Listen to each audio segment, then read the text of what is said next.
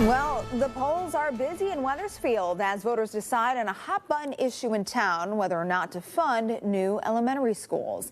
The town wants to restore or rebuild 3 schools in phase 1 of this project, with the long-term goal of upgrading 5 schools in total.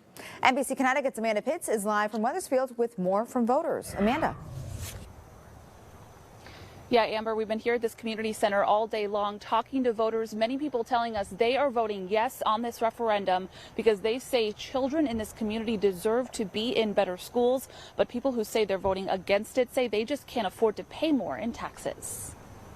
That's our future. Residents of Wethersfield voting today on the future of their aging elementary schools. They feel like the elementary schools I went to, and I have gray hairs and an AARP membership. The referendum asks for voter support in building a new Highcrest Elementary School and renovating Samuel Webb and Charles Wright Elementary Schools. The price tag on the project, $239 million, with the state covering 73%, leaving taxpayers to fund the rest. We're asking the voters to go out for $88 million of that. That could result in some homeowners paying $600 in property taxes by 2030. Those voting no, like Bob Woodward, a senior on a fixed income, says he can't afford higher taxes. I have some money in the bank, but where do if as taxes go up for this, as they will, where do I pass this on to unless I get a job? We need our reserves for other things. Those voting yes say funding this project will not only benefit future generations, but pay off in the long run.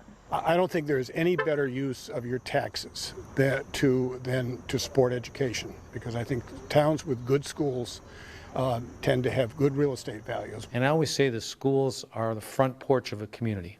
A lot of residents, a lot of people pick the town they live in by the quality of the school system. And ours are failing right now.